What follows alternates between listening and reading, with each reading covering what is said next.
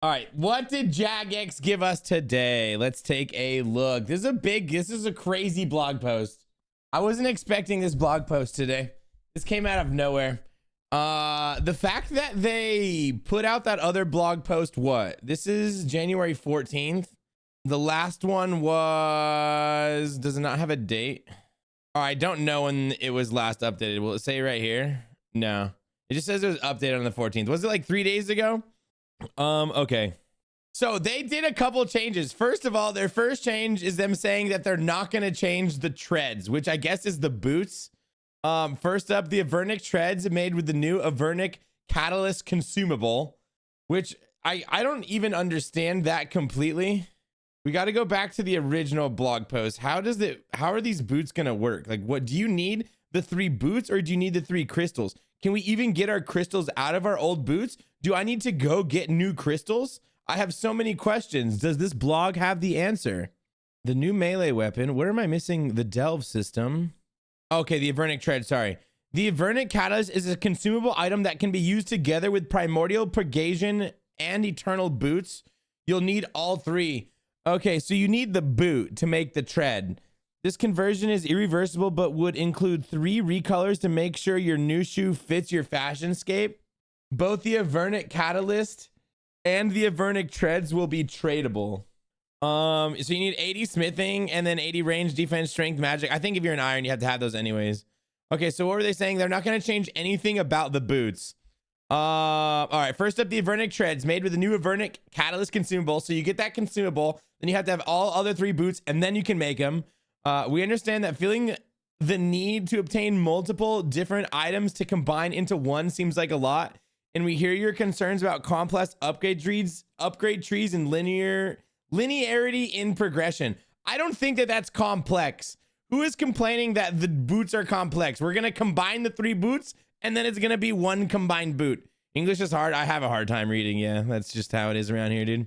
Best in slot tribid gear is lame. I completely agree. I can't believe more people aren't upset about this. This is the weirdest best in slot upgrade that they could have added, that we're just going to combine it into one and then we're going to let you change the color of it so it matches your fashion scape. Like, I do not understand why this is cool. I think it's fine for boots. I don't get it. I really don't. But okay, it's fine.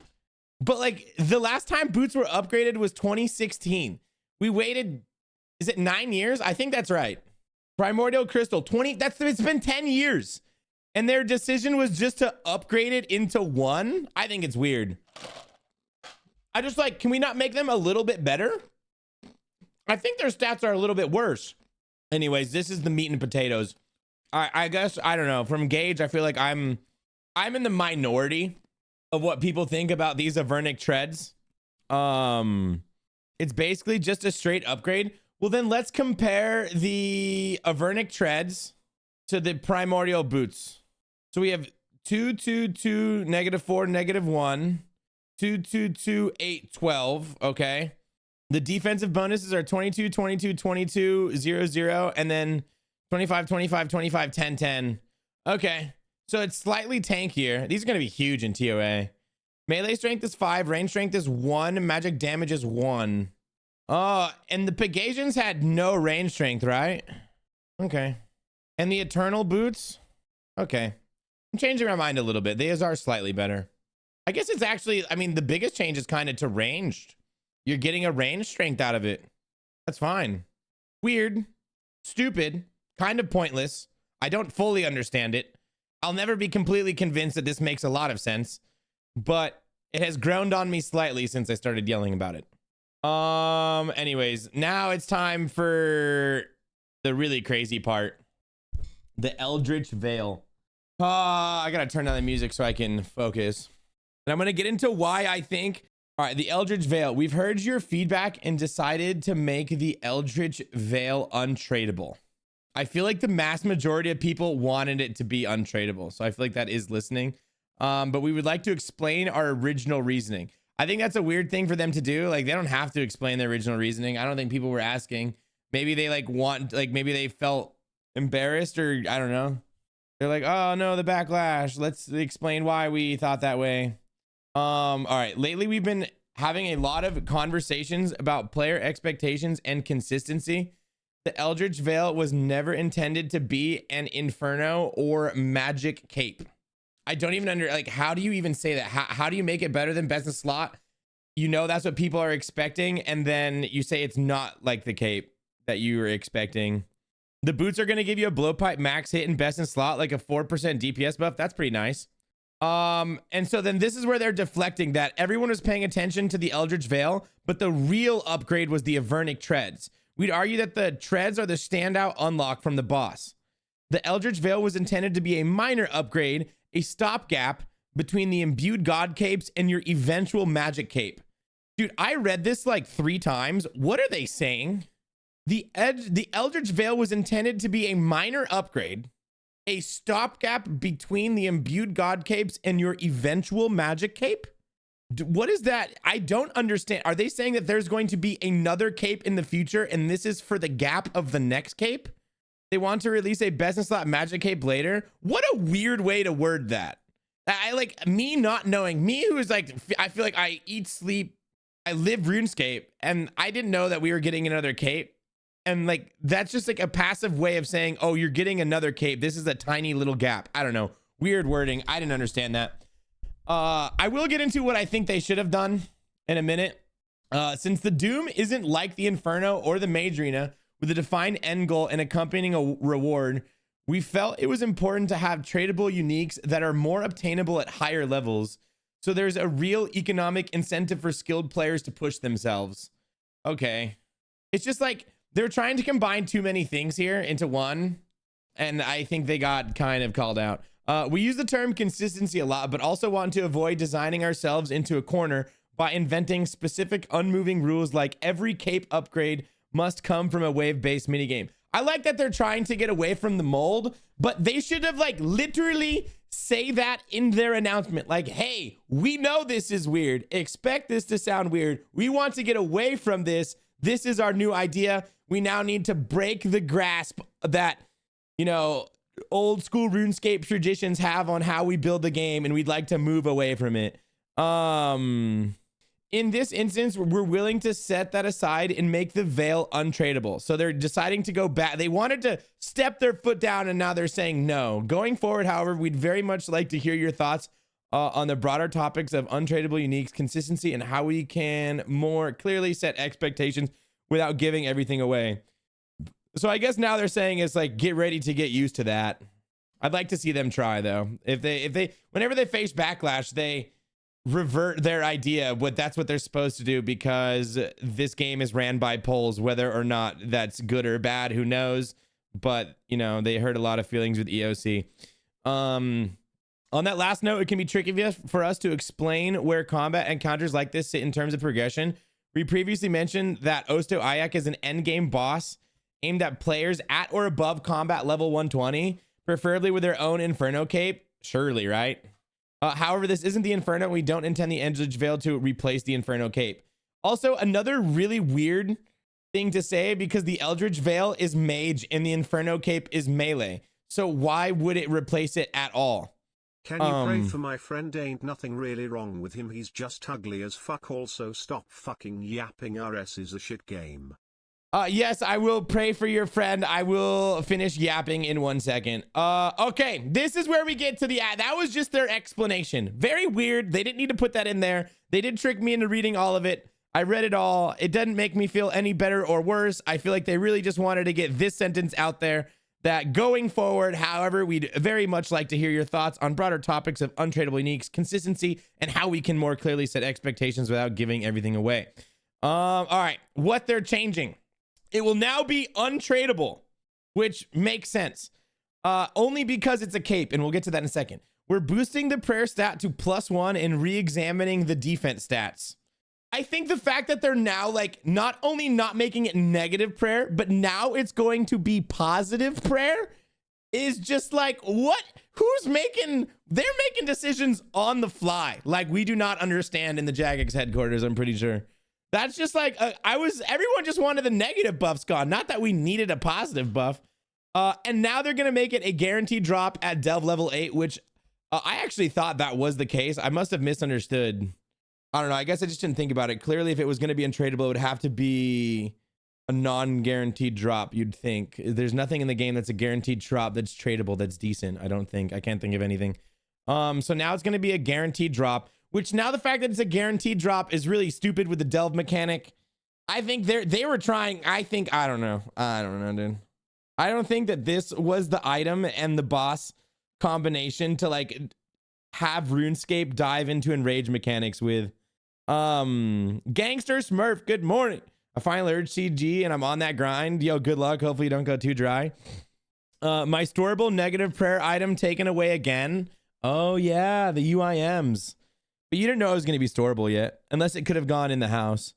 Okay, anyways, back to the prayer. So they're making it +1 prayer. It's going to be a guaranteed drop at delve level 8. This means we're removing the demonic mark altogether and any attachment to the existing god capes. This is another thing that I think is crazy. So now you can go get a cape better than MA2 without stepping in the wilderness. Like, what? Why don't they still just make it an untradeable thing that goes onto your cape? I read every Reddit post. I didn't see one person complaining about that one. They're just whipping that out of nowhere. I don't get it. I don't understand why that was added. That was unnecessary and stupid in my opinion. I still think it should be attached because that's good gear progression. Yo, what up, Reed? Weird. I don't understand. Since this is an endgame level boss, we still expect the imbued god cape to form an important part of your progression. I mean, okay, so I guess, are you still gonna go do MA2? It really depends on how hard the delve is. For PKers, so they don't have to do MA2? This is for PKers, so they don't have to do MA2? It's gonna come down to how hard this is, like how hard is getting this delve cape. Because like what's gonna happen is people are gonna do, like for example, what No Monkey does, and those people do, like you go to Quiver before you go get your assembler. I feel like there's a good chance that people might just skip MA2 altogether in their account progression and just go get this cape instead. Dude, I love the mod so much, but what the fuck are they doing with this one? I don't know, man. I don't know. This was weird. This one, I would have loved to been in the meetings when they talked about this, because I feel like there was very, very conflicting opinions, and the bureaucracy of corporate gaming culture is giving us this weird combination of ideas that does not make sense or flow at all. This feels like bureaucracy. This is the bureaucracy cape. They literally just need to make the cape tradable again with the current changes. This boss needs 3 to 4 uniques that are tradable because it's meant to be a high GP per hour boss. Exactly. Why is anyone gonna do this? Just for that foot thing? It's so weird. It also saves invent spots where you would bring boot switches, which is insanely strong. But who is bringing boot switches? When was the last time you saw someone have a boot switch, Blart? I don't even know. I don't know the last time I swapped shoes anywhere. Yo, amazing. Good morning. Shadow HLC here. Bro, it's like the smallest amount of people are bringing boot switches. Even like the mega gamers still don't, you know? I bring them all the time. Blart is one person. It's such a small minority of people. Anyways, the boot is powerful. However, if this is supposed to be a GP per hour boss, we're going to need more items to grind. I do not. Anyways, sorry, I got really sidetracked. Okay, the last bullet point. We're adding a flat minimum hit of 2 as a passive effect. This means that any successful accuracy roll would then roll between 2 and your max hit for damage. This doesn't interact with the Tumikin Shadow's multiplier effect, so it's a significant boost for faster hitting weapons like the Tridents or the Sanguinesti staff. I'd like to see the DPS calcs on that, but I think that fills an issue that was caused.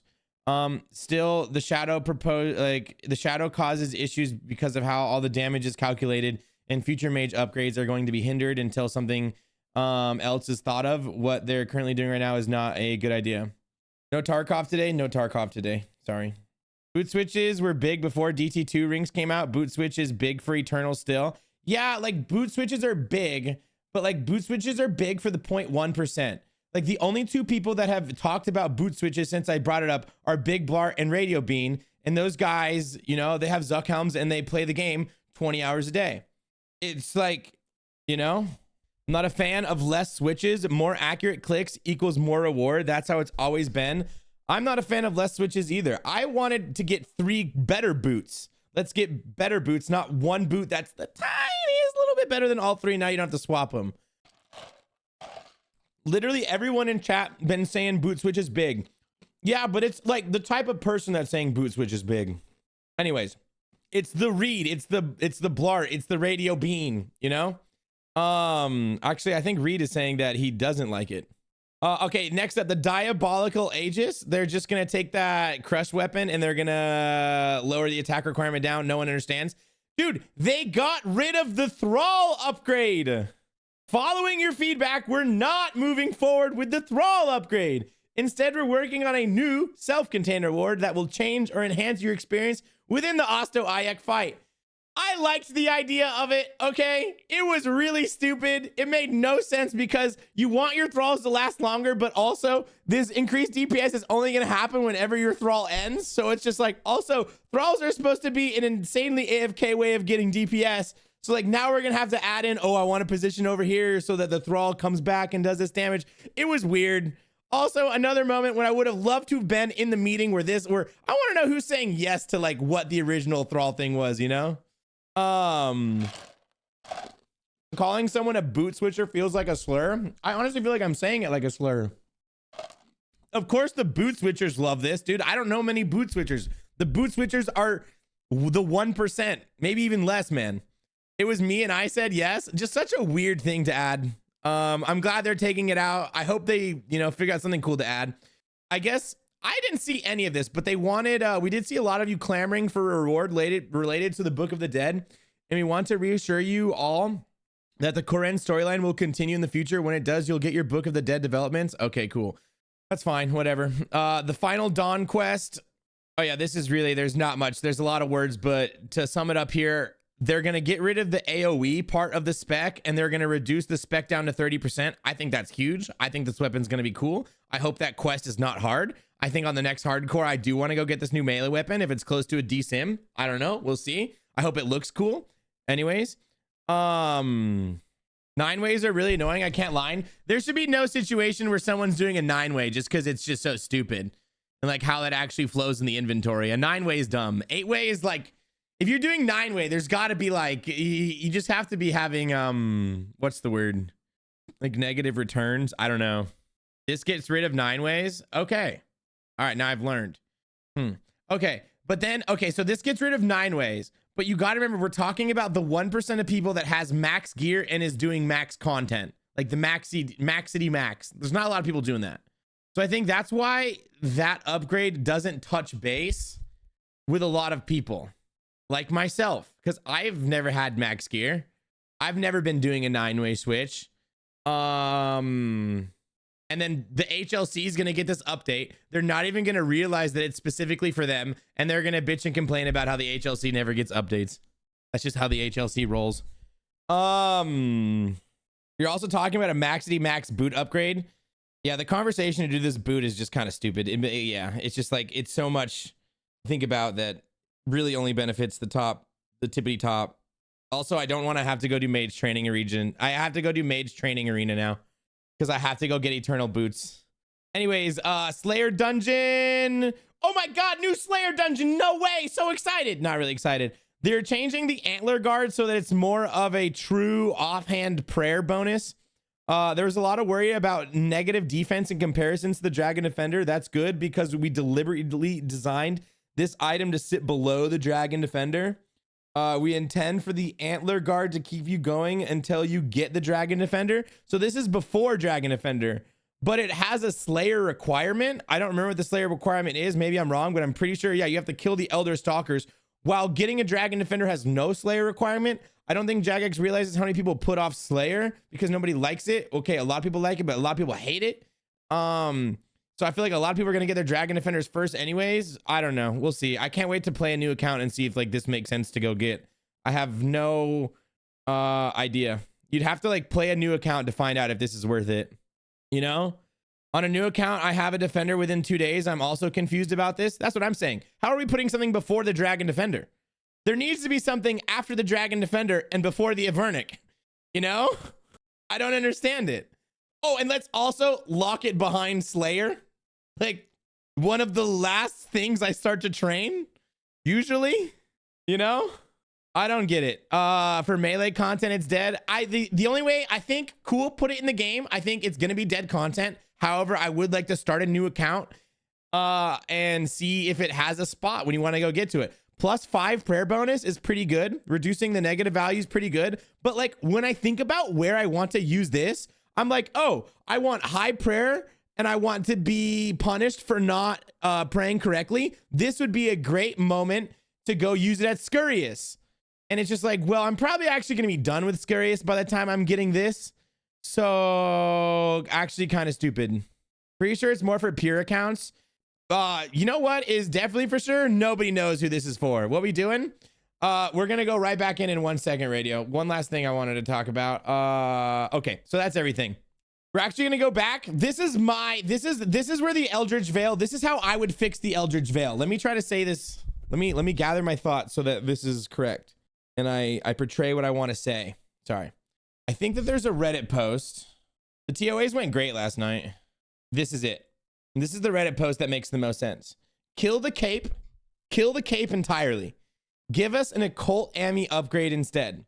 This guy says, ditch the cape entirely. Save it for the next Inferno type content. Let's upgrade the amulet of occult instead. The max hit buff for Trident Saying would be great on the occult. We could surely let it increase the shadow's power without tipping the scale too far too. This keeps the boss profitable and removes the cape drama from the picture. And like, this is actually like everything. The cape drama. It was just very weird that they wanted to make a best in slot cape tradable. This would have made so much more sense if it was almost like the Rancor upgrade to the Tormented Demon. And I think that this is what they should do. They should make it an occult Ami upgrade. It makes the most sense. You can literally just have all the same stats. Then the occult doesn't. Oh, but the occult is locked behind 94 Slayer, 95 Slayer. Oh man, that actually, never mind. I don't know. I didn't think about that. This makes more sense, but that Slayer requirement's huge. But then, I don't know, but then it still just makes more sense because maybe it should be locked behind Slayer for irons and it's not locked behind Slayer for other irons. And then you can just buy it outright if you want to, just like how you can log into the game and buy a Rancor. And then it would still have money behind it because I don't know what a Rancor is going for nowadays. How much is a Rancor going for? 68 mil. So yeah, it's good money. I think they missed the mark with making this about a cape at all.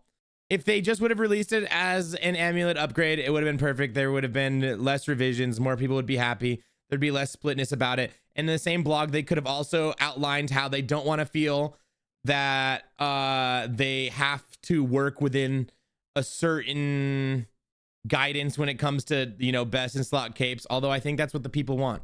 I don't know. I guess we'll see.